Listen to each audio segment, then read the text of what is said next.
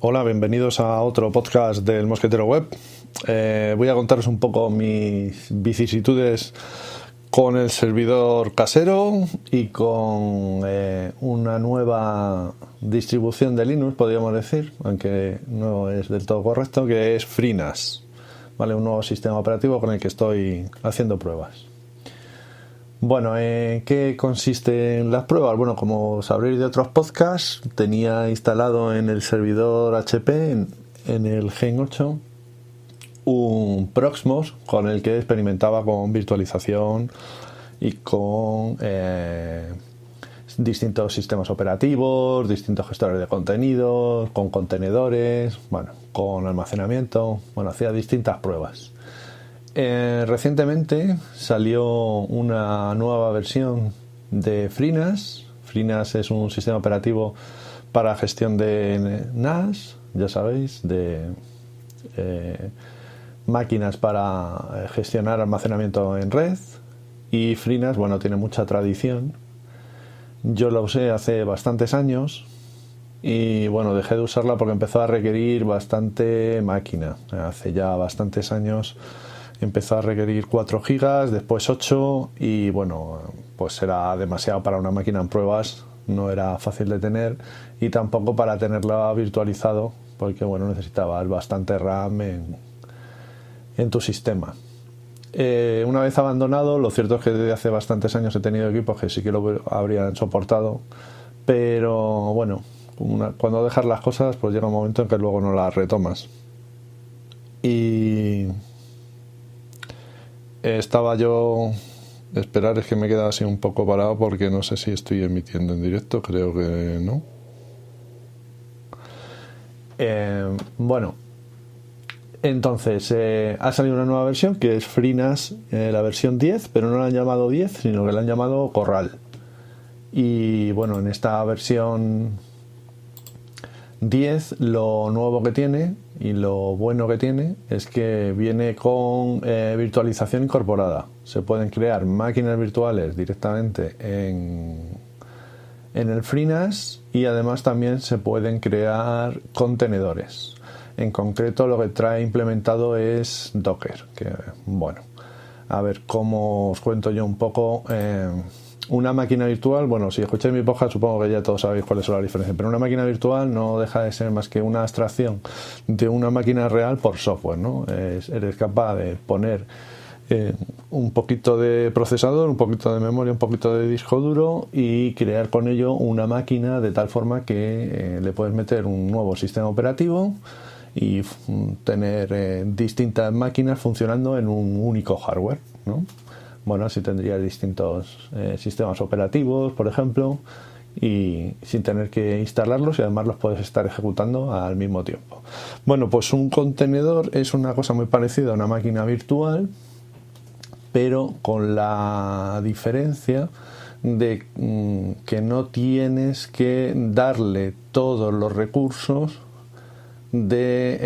para la máquina, porque un contenedor lo que va a utilizar es los recursos de la máquina real, en especial va a utilizar el sistema operativo de la máquina real, y entonces la máquina virtual nueva, el contenedor nuevo que vas a crear, es mucho más ligero, porque está utilizando realmente parte del sistema operativo real, ¿de acuerdo? Bueno, como os digo, viene a ser como una máquina virtual pero más ligera. Y esto te permite pues tener muchas más instancias, es decir, muchas más máquinas corriendo. Puedes tener un montón de contenedores porque al ser más ligeros, sin embargo una máquina virtual pues necesita más recursos, ¿no? Por ejemplo, una de las principales diferencias que suele haber entre las máquinas virtuales y los contenedores es que una máquina virtual, si tú le asignas 2 GB de RAM, pues digamos que la coge de la RAM y se la reserva, ¿vale? La estés usando la máquina mucho, poco, regular, ¿vale? Aunque luego la máquina virtual en realidad solo esté usando 500 megas, pues el resto, hasta 2 gigas, lo tienes reservado para la máquina y no lo puedes utilizar en otro sitio. Sin embargo, con Docker, un contenedor, va a utilizar la RAM que utilices. Si estás utilizando 500 megas, pues tienes usados 500 megas de la RAM. No tiene, aunque tú le hayas asignado 2 gigas, no va a llegar hasta los 2 gigas la reserva de memoria. Bueno, resumiendo, ¿que por qué quería cambiar? Bueno, pues por Docker. Me apetecía probar Docker y ver un poco cómo iba a funcionar todo esto. Entonces, empiezo con el proceso que he seguido, no por hacer aquí un tutorial, que no tiene mucho sentido en un podcast, sino por comentaros un poco los problemas que he ido teniendo. Bueno, lo primero, lo voy a meter en el G8 y ya sabéis que este servidor tiene una BIOS que se puede poner vía remota, por red. Entonces, gracias a esta BIOS que puedes acceder vía red, pues lo que haces es arrancar el equipo de forma remota sin necesidad de tener que tenerle conectado un monitor. Lo puedes hacer directamente desde otro equipo. A esta BIOS se le llama ILO, ¿vale? Y entonces desde esa propia ILO puedes meterle en un CD-ROM, digamos, virtual, porque no tiene CD-ROM, le cargas una ISO del sistema operativo que tú quieras y lo puedes instalar. Entonces lo que quería yo es meterle la ISO del FreeNAS en el CD-ROM virtual e instalarlo, ¿vale? Para ello lo que quería era instalar el FreeNAS en un disco duro que tengo de SSD, ¿vale? De estado sólido. Y luego tengo otros 2 discos de 1 tera con los que quería utilizar para almacenamiento de las máquinas virtuales y de los contenedores. Entonces, bueno, os comento un poco cuáles han sido mis vicisitudes. Bueno, he accedido vía navegador web a la ILO, metes tu nombre de usuario, tu contraseña, accedes a la ILO y dentro de la ILO te sale una consola remota. Entonces esta consola remota se puede ejecutar vía .NET o vía Java, ¿vale? Y claro, yo tengo Linux, así que siempre elijo la opción de Java. Pero ¿cuál es el problema? Que no me ha funcionado. No sé si es que he deshabilitado yo otra vez el plugin de Java. El caso es que sí que se ejecuta, me lanza el ICE Java, pero luego en la consola no me sale el menú ni nada. Entonces algo he tocado con alguna actualización de Firefox o de los navegadores. El caso es que, bueno, siempre he tenido algún problemilla con el Java en mi Linux, ¿vale? Finalmente, tras muchas pruebas, pues lo que decidí es, digo, bueno, pues cargo una máquina virtual con Windows y que tire ahí. Bueno, aquí los puristas me dirán que me he pasado al lado oscuro, otros dirán, ves, si es que al final se necesita Windows. Bueno, si no se puede hacer con un sistema operativo, pues eso, lo haces con otro. Y como veis, pues esto de las máquinas virtuales es muy, muy útil. Lancé una máquina virtual y, claro, entré en el hilo y de pronto me di cuenta, claro, que estaba en Windows. Si estoy en Windows, en vez de ejecutarlo por Java, lo podré ejecutar por .NET. Entonces lancé el Explorer, el navegador Explorer, lancé el .NET, ¿no? En la consola remota por .NET y se ejecutó, ¿vale? O sea, sin problemas. También deciros que gracias a Ángel del podcast YouGeek, ¿vale? Uno de los mejores podcasts que hay actualmente, me habló de que había una app y era lo típico que lees en la hilo y no le había prestado mucha atención, pero como no podía ejecutar esto de Java, me informé un poquito y me bajé la app para Android. Y efectivamente te puedes conectar de forma remota por app y poder arrancar la máquina y hacer la gestión de la máquina de forma remota. Está bastante bien. Lo único que, bueno, no me supe apañar muy bien para meter la ISO, pero bueno, porque no sabía manejar yo muy bien la aplicación, ¿vale? Luego ya vi que sí que se podía. Pero bueno, lo hice con la máquina virtual en pantalla grande y le metí la ISO en el CD virtual. Y le dije que arrancara desde el CD, el servidor, y nada, empezó el proceso de arranque de FreeNAS. Te dice que si lo quieres instalar y le dices que sí y instala el FreeNAS. El FreeNAS en realidad ocupa como unos 2 gigas, ocupa muy muy poco, o sea que se puede instalar en cualquier sitio. De hecho, bueno, ya os lo comento, aunque ha sido una de las últimas cosas que he visto, viene muy preparado este FreeNAS casi para el servidor este HP Gen 8 y derivados, porque este servidor, en realidad, el primer dispositivo de arranque es la tarjeta micro SD o un USB interno que tiene un USB interno donde tú puedes pinchar ahí un pendrive y con un sistema operativo, y entonces arrancará desde ahí. Entonces me he dado cuenta, ahora ya después de estar haciendo pruebas, que resulta que viene preparado FreeNAS para que lo metas ahí, ¿vale? Para que lo metas en la SD o el USB y que te reserves todos los discos, todas las bahías para almacenamiento, para que no gastes bahías. Bueno, luego ya os comento más cosas de esto. Y vamos ya con el FreeNAS, ¿no? Bueno, te dice dónde quieres instalar el FreeNAS, le dices que en el primer disco, en mi caso en la SSD, le das el password y tal, y te pregunta por el único paso en el que hay que tener un poquito de cuidado es que lo puedes instalar con arranque por BIOS o por UEFI. A mí por BIOS me ha tirado, por UEFI no me tiró, ¿vale? No sé si es que hacía yo algo mal, ¿de acuerdo? Deciros que tarda bastante, que parece que se atranca, que se para, pero no.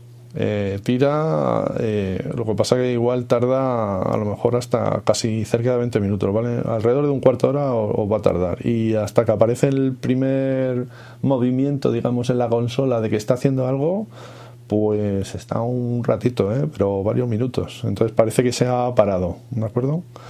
Entonces, bueno, si lo dejáis, termina instalándolo, ¿vale? Le das a reiniciar, quitas el CD virtual, digamos, la ISO del CD virtual, y arranca FreeNAS, ¿vale? Bueno, esto lo ves en la consola del hilo. Entonces lo que ves es simplemente que un login de usuario en una consola de texto típica de los Unix y de los Linux, ¿no? Entonces lo que haces es te vas al navegador web del otro PC con el que estás viendo la hilo, abres una nueva pestaña y accedes de forma remota, ¿vale? Como le pones la IP y accedes perdón, que me estoy atrancando mucho hoy, pero es que estoy a la vez leyendo las notas para que no se me olvide nada, ¿vale? Entonces de forma remota pones la IP del servidor, lo tengo aquí ahora mismo puesto, ¿vale? Sin puerto ni nada, y accedes y te sale ahí una consola gráfica de administración de FreeNAS, ¿vale? FreeNAS Corral, recordad, que está hecha en HTML5, que tiene cosillas que tendrán que pulir en un futuro, pero que está bastante curiosa. Está bastante bien. Para ser la primera versión así, está muy bien. Bueno, yo lo primero que hice fue ejecutar un wizard que viene es la última opción de esta interfaz de administración que os digo, ¿vale? Te viene un asistente, ¿vale? Te va haciendo una serie de preguntas, y lo más curioso de todo, lo que me pareció una pasada, es que cuando ve el almacenamiento vio directamente los dos discos, y lo que me propuso es crear un volumen en RAID en espejo con los dos discos de 1 tera, lo cual me pareció muy buena solución, y de hecho lo metí así y lo dejé así. Y en ningún momento me dejaba elegir el disco SSD, ¿vale? Luego ya comentaré más cosillas de esto. Bueno, yo además también me fui al apartado de Network. Deciros que está en inglés la interfaz, ¿vale? Pero bueno, es súper sencillo, o sea que no tenéis ningún problema en este sentido. Me fui ahí a red y le configuré una nueva IP fija, porque por defecto viene por DHCP y te habrá cogido una IP dinámica, ¿vale? Esa IP dinámica te sale en la consola de texto según se instala, y esa es la IP dinámica que pones para acceder en el navegador, y luego cuando la cambias pues tendrás que cambiar la IP en el navegador, en la URL, ¿vale? Bueno, y ahí configuras la red, los DNS, el gateway y tal. Y bueno, pues estuve ahí probando algunas cosillas. ¿Qué fue lo primero que metí? Pues la primera prueba fue meter un contenedor, ¿vale? Y cuando entras en contenedores, en Docker, pues le dices que era el contenedor y te saca. Lo bueno de estos productos es que vienen con un repositorio de plantillas, de templates. Entonces, entras ahí y te sale todos los posibles contenedores que tienen ellos de su plantilla, ¿vale? Entonces, perdonad porque digo muchas veces, ¿vale? No sé por qué lo hago. Lo siento. Es una coletilla que a ver si me quito. Entonces, entras en Docker, creas el contenedor, entras en las plantillas, eliges la que te viene bien. En mi caso elegí una con Nextcloud, le das a crear contenedor, sale un pequeño gráfico en la administración en tareas, en tasks, y te dice, bueno, el progreso, una barrita de progreso, te dice creando contenedor con Nextcloud y tal. Entonces, una vez que lo tienes, te vas, que te dice que lo ha creado, te vas a Docker, seleccionas el contenedor y ves que te ha creado un contenedor ahí que con el nombre que tú le hayas dado, y entonces desde ahí lo puedes arrancar, le puedes cambiar la configuración y le puedes hacer bastantes cosillas, ¿no? Le puedes cambiar la red, ¿vale? Porque al final es una máquina, va a funcionar como si tuvieras otra máquina más, ¿vale? Ahí dentro del FreeNAS, dentro del servidor. Entonces nada, arranqué y luego lo que hice, que un Nextcloud es como un Dropbox, digamos, privado, que, bueno, privado, un Nextcloud es un Dropbox que podemos tener nosotros instalados en nuestra casa o en un servidor remoto, pero que sería nuestro, ¿vale? Sería nuestro propio servidor de almacenamiento, y entonces, bueno, le di, accedes a la IP que le has puesto y al puerto donde esté abierto el Nextcloud, ¿vale? Todo eso te lo dice cuando instala el servidor, entras y ya pues a partir de ahí el asistente de Nextcloud y todo. Bueno, el caso es que ya tienes el contenedor y que lo puedes dejar ahí ejecutándose, y no preocuparte ya más una vez que lo tienes ahí puesto.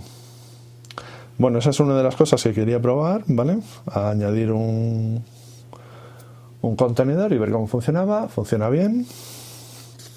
Y alguna cosilla que he visto que no me ha gustado, fundamentalmente es la gestión de memoria, ¿vale? Sigue el dashboard, ¿vale? El escritorio lo puedes poner con una serie de widgets que te dicen cómo está todo, ¿vale? Y por ejemplo, ahora que prácticamente no lo estoy usando, el sistema base ocupa casi 2 gigas, ¿vale? Y tiene ocupados por encima de 4, casi 5. Y tiene todas reservadas ya. Eso es porque, bueno, las máquinas virtuales, lo que os digo y tal.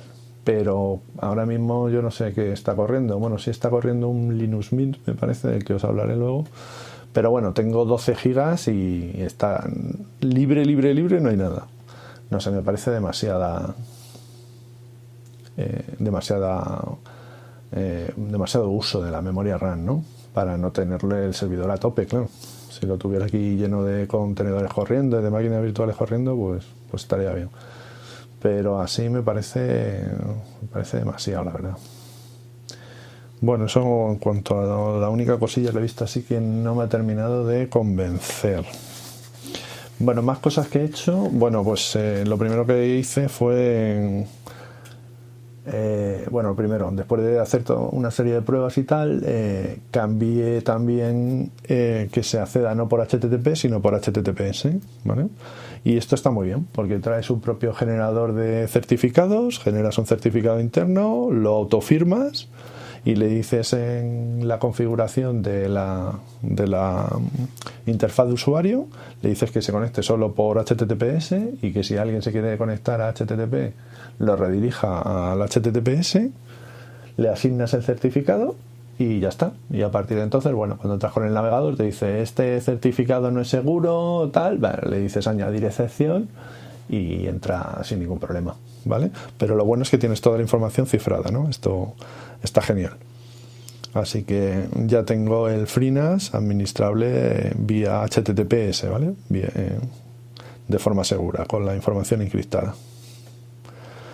Bueno, más cosillas. Sí, las máquinas virtuales. Bueno, pues también igual, entras en máquinas virtuales, VMs, le das a crear máquina virtual y te salen una serie de plantillas que tiene él hechas puestas para que crees máquinas virtuales, ¿vale?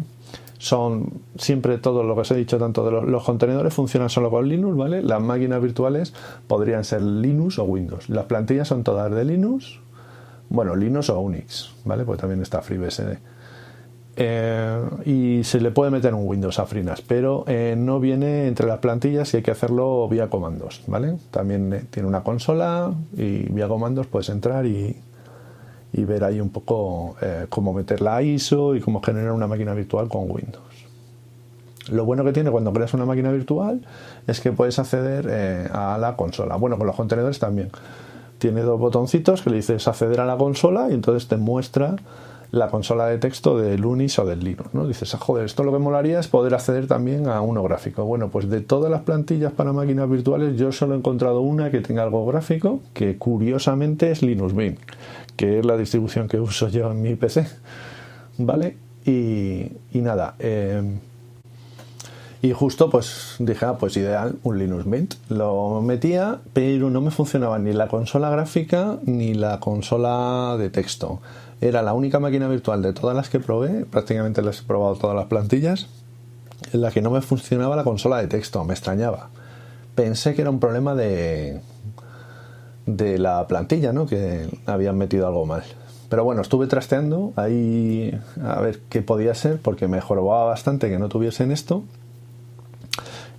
Y al final conseguí ver qué era lo que pasaba, y yo creo que es que tienen deshabilitado, pero no te dice nada, la consola gráfica y la consola de texto, y se puede acceder a la máquina virtual por VNC.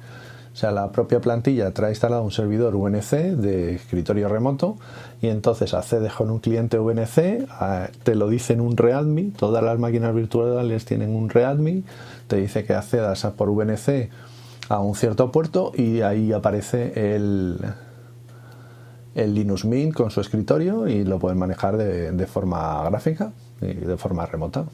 Así que ya tengo un Linux Mint gráfico ejecutándose y tengo un contenedor con un Xcloud que también ejecutándose, ¿no? Y bueno, pues ahí están haciendo sus cositas y sus servicios y la verdad es que funciona bastante bien, ¿de acuerdo? Tengo que empezar a estresarlo un poco, a ver cómo va el sistema para ver si realmente puede dar un poquito de rendimiento o no. También vi que se podían crear máquinas virtuales, porque les puedes crear a las máquinas virtuales también un CD virtual, meterles una ISO y crearlo, ¿vale? El problema está en que, claro, esa ISO te crea, por ejemplo, metí un Ubuntu, se instala el Ubuntu, bien, pero no lo ves, porque como no tienes acceso a la consola gráfica, no ves el Ubuntu, ¿vale? Entonces, bueno, pues eso es un problema, ¿no? Habría que mejorar, en mi opinión, las plantillas. Problema que me da cuenta que tiene FreeNAS: no tiene acceso, por ejemplo, para los contenedores, a Docker Hub, a la tienda de contenedores de Docker, ¿vale? Creo que por una cuestión de permisos y de licencias y tal, pero no podemos acceder y es claro, eso limita mucho, porque el Docker Hub tiene cientos de plantillas y las plantillas que tiene el Docker de FreeNAS pues son unas pocas. La verdad es que vienen la mayoría de los contenedores más habituales, debería ser suficiente, pero bueno, si te apetece pues poder utilizarlas todas, pues no hay acceso a Docker Hub. Supongo de todas maneras que todo esto irá cambiando en un futuro, o añadirán más plantillas, o bueno, no sé muy bien cómo lo harán, ¿no? Lo que sí desde luego se echa de menos es que haya más plantillas para máquinas virtuales gráficas, ¿no? Que puedas instalar ahí algunos Linux pero con consola gráfica y que se pueda hacer de forma remota y que puedan hacer varios usuarios y bueno.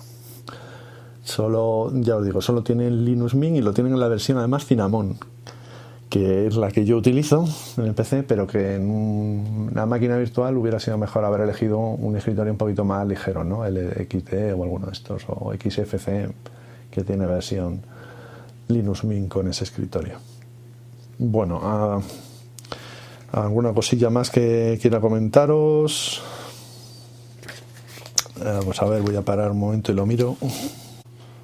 Sí, más pruebecitas que he hecho, pues por ejemplo activé un servidor FTP y funciona, pero no me ha dejado hacerlo anónimo, ¿vale? Por usuario, sí, creas un usuario en FreeNAS y si activas el FTP, con ese usuario puedes acceder al FTP sin ningún problema.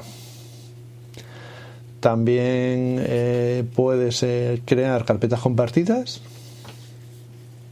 Y aquí me ha pasado lo mismo, que tampoco me ha funcionado con el invitado. Esto debe ser alguna restricción, a pesar de que en la configuración de la carpeta de compartida le dices activar el invitado, poniéndole permisos para que todos puedan leer y escribir y tal. Los de lectura sí, pero los de escritura al usuario invitado no se los da. Entonces, bueno, es otra forma. ¿Para qué necesitamos esto? Para poder transferir archivos desde nuestro PC a nuestro FreeNAS, ¿no? Pues si quieres meter una ISO o alguna cosa o cualquier tipo de archivos, ¿no? Pues esta es una forma de hacerlo, ¿no? Luego hay que meter lo que metas en el FreeNAS en las máquinas virtuales, pero bueno, para eso hay que configurar las máquinas virtuales, que también le pueden meter los archivos directamente a las máquinas virtuales si les pones a ellos el acceso por carpetas compartidas. Bien, os comentaba que no se pueden utilizar como plantillas los contenedores del Docker Hub, de la tienda de Docker, pero sí se pueden subir las plantillas. En realidad se suben a FreeNAS, nada más que no salen en la interfaz gráfica. Así que imagino que mediante comandos se podrían crear los contenedores que utilizan esas plantillas Docker Hub, ¿vale? Pero no lo he probado. Esto es una de las cosas que tengo ahí pendientes. Y por último, comentaros, pues eso, que tengo lo que menos me ha gustado es que tengo el disco SSD de 120 gigas que usa 2 gigas para el FreeNAS y desperdicia por tanto el resto.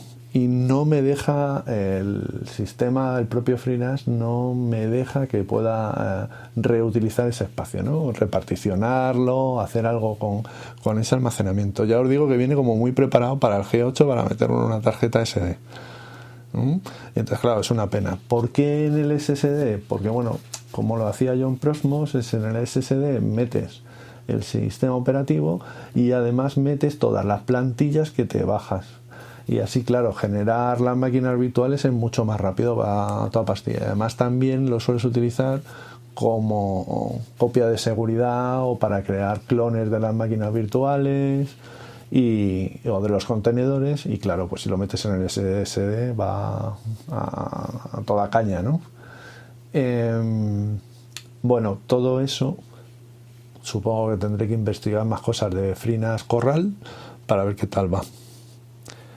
Creo que voy a terminar, que no tengo nada más por aquí pendiente, seguiré investigando. Bueno, os recuerdo, @mosqueteroweb en redes sociales para cualquier cosilla que queráis y aquí lo dejo. Nos vemos o nos oímos en otro podcast. Chao, chao.